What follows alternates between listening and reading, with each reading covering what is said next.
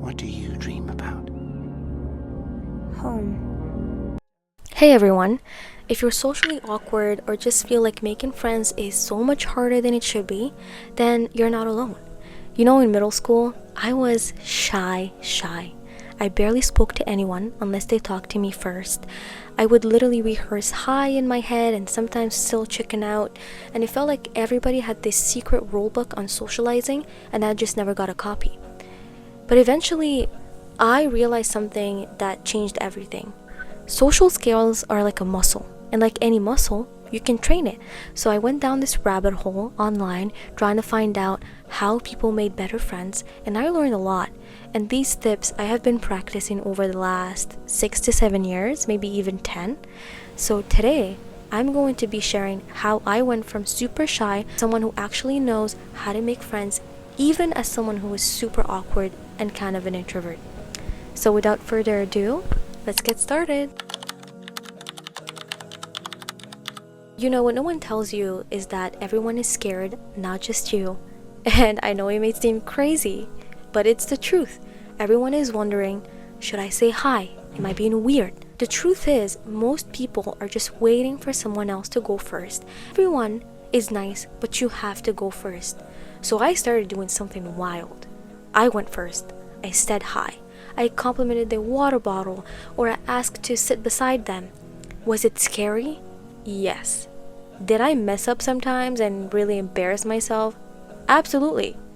But most of the time, people were so relieved someone else broke the ice, and I can't remember a time where I said hi to someone and they were super rude. If anything, people really appreciate you going first. So, tip number 1, people are nice, but you have to go first. I remember at the end of high school, it was COVID and we were inside a lot, and I used to see all these people that I kind of was close with before quarantine go out and not invite me, and that really hurt my feelings. And I used to wonder, why do they not invite me? What have I ever done to them? I beat myself up over that a lot, and I kind of blamed myself for them drifting away. But now what I'm realizing is that friendship goes both ways, and you have to make an effort to and invite people, even casually. You don't have to wait to be invited. For example, hey, I'm grabbing coffee after class, do you want to come? Or, we should study together next time. It doesn't have to be a big let's be friends moment. You don't have to ask directly, and it can be kind of awkward to do that. But friendship is built through repeated casual interactions. If you think about how high school was, you basically had the same classes with everybody. You would see them every day, multiple times. You also had lunch period together. And so that really built your connection through repeated exposure. Let's say in university, with classes being so big and you guys studying different things, you don't really get to do that anymore. And so it's really important to build these times, or to build these moments where you guys are hanging out with each other, because you don't see each other that much anymore. You don't have any casual interaction anymore. And that's it. That's what I started doing. I started inviting people to do things with me. And honestly, I've made so many great friends from that. Being the first person to reach out really makes a huge difference, because oftentimes maybe people are drifting away from you because they feel like you don't want to hang out with them because you never invite them anywhere. So even if they don't say yes every time, they're going to appreciate it. And some of them will become your close friends, and they will start inviting you too. This is a really important one, and this one may seem obvious, but you have to go where the people that you want to be friends with actually are.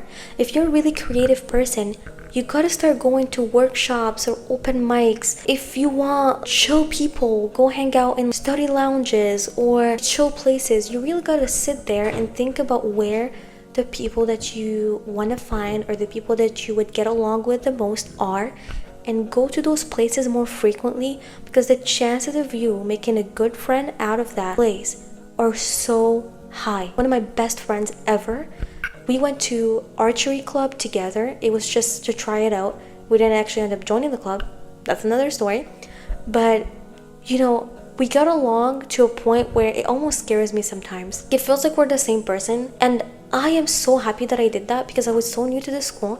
I didn't know anyone. I just sent a random text in the group chat with like 100 girls, asking them if anybody wanted to go with me, thinking that, I could make a good friend out of that, because probably the person who says yes is going to have a very similar personality to mine. And you know what? I was right. I honestly, I can't imagine not having that girl in my life. And so that's why, if I can recommend you guys, if you take one thing from this video, go where the people that you want to befriend are at. Really think about people that you want to meet, what they're doing, where they're hanging out, and go there. Once I did that, everything changed. And this one took me the longest to learn, but it's really important to be you in friendships, in any kind of relationships.